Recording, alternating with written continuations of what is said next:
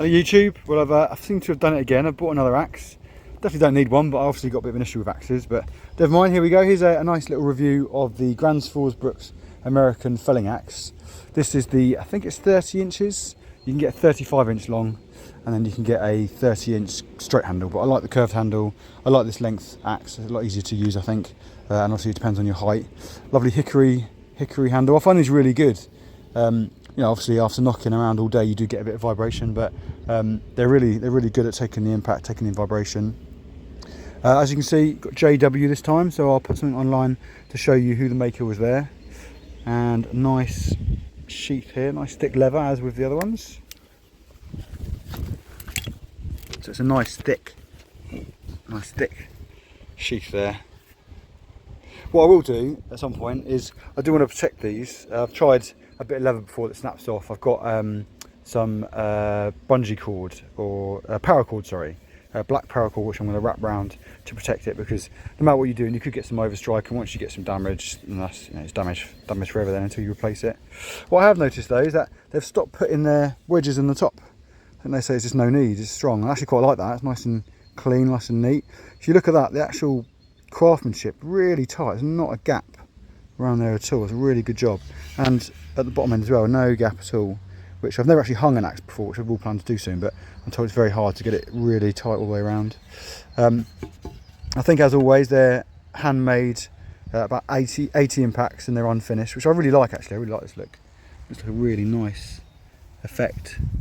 I'm not going to put all the stats on there. I find people do that all the time. It's quite boring, to be honest, because you can find out all the stats of how big the blade are, etc. But ultimately, you just want to get an idea of your hand. So this is the kind of size axe it is. Nice sharp edge. I mean, you could always get it sharper. It is actually hair splitting sharp as it is. I haven't done a paper test, but that will shave my hair off. And nice for cutting. And we have a nice bit of wood today to show you to cut through, a bit bigger than the other pieces. And just for comparison, this is my council tool, which is a great axe, but it's slightly on the smaller side, so more of your day axe. So if I put that there, you can see there's a difference. They don't actually say what the steel is. Some people have some real issues with that. This is like 5160 or something like that. But they never say, and I think people start to have issues with that about what the steel. But ultimately, it's, you know, it's going to cut. I think it's recycled steel, but it doesn't say what grade it is. But I'm not too fussed by that, to be honest. So this is the first time using it. Takes some skill actually to get it nice, but there we go in the middle.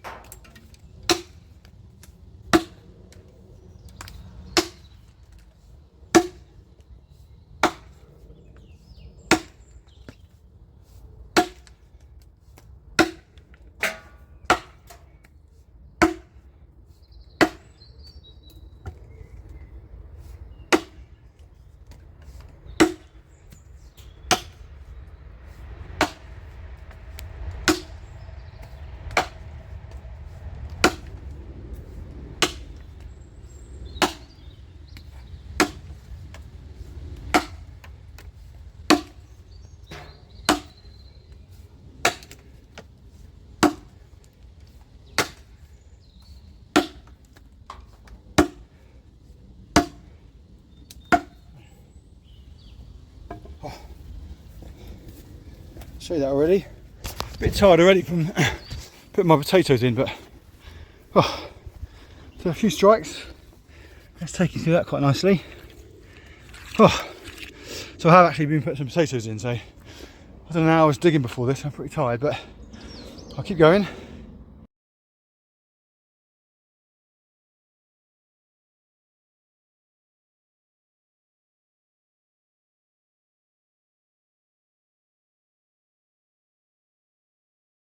So there you go.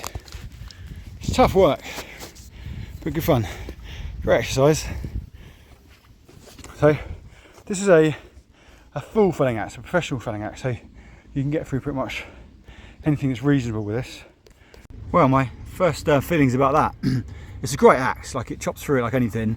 It's always hard work, isn't it? Of course it is manpower, but really sharp edge, feels good in the hand. Probably, if you're going to do that much chopping, I think probably get some sort of gloves, because after a couple you're going to feel it.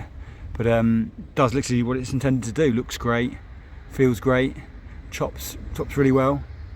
Like definitely the right length for me. If you're a bit taller, maybe you could get the 35 inches, but I think for me that was perfect. I'll put a photo up later next to my other axes so you can kind of see the length. The weight's pretty good. When I used, I think it's called an L-wing or something. I've got that old one that my dad's got that I need to, or Dad gave me, that I need to refurb. I'll put a photo of that in a second. The size is massive. It's a felling axe. Must be, I don't know, 8 pounds or something. I haven't weighed it. But it weighs a ton. So I tried chopping that. That would get through this as well, but it just weighs so much. It's not really about powering the axe down. I think it's about stamina, really. I probably went through that a bit too fast. I could go a bit slower and just let the weight of the axe come down. Definitely a lot of technique. If you want to do this all day, there's no way you can force the axe down. It's a bit of both, really. So if I did this without trying to get it on a short clip, I wouldn't go as hard, I don't think, because you can just tire yourself out. You know, the axe and the sharpness does a lot of the cutting for you. But over the moon with that. Really lovely build. Can't see any fault in it at all. If you have a look at the grains, perfect, really. Get the grain in. Yeah, pretty nice. You always want it fairly straight. I mean, that's probably one of my best grained axes. Lovely curve. Ooh. I like the fact they haven't got a wedge in the end. I think that's really neat there. That's really nice. I heard a video that they used to on these bigger axes put a wedge in. I like the circle ones have gone off a little bit because unless they're centre they annoy me. But you get the ones that go across, the little stamp that goes across. But I think that's lovely. Apparently it's not needed. There's enough friction in there to keep it in. Enough pressure. But yeah, gorgeous axe. I'll do a few photos and maybe a video later just to show you the size of the axe. I'll put a measure, so I will show you the measurements and show you compared to my other axes. But I love that. Too, I'll do a bit of splitting. Obviously, clearly this can split. It's not made for splitting, but it's always nice to see an axe splitting. So I'll do that in a second. So here are small pieces of wood. I mean, there's no way it's not going to get through this. And I'm not going to take it for anything bigger until I've protected the handle, because I don't want to damage the handle. So I might do a video later if it's splitting, but just a couple of shots for you.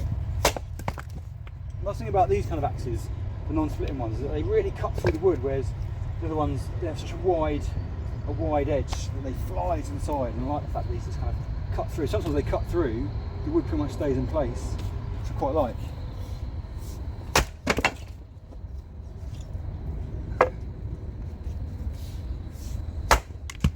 That's the thing with the splitting axe, it's pretty much all you can do with it.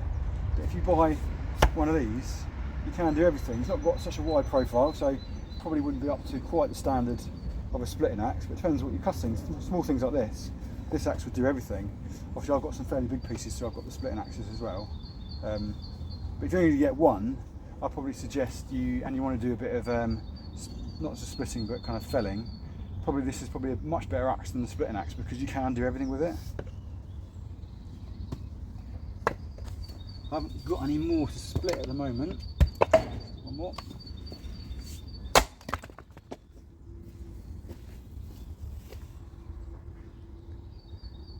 So this is the size difference between my council woodpack axe and the felling axe.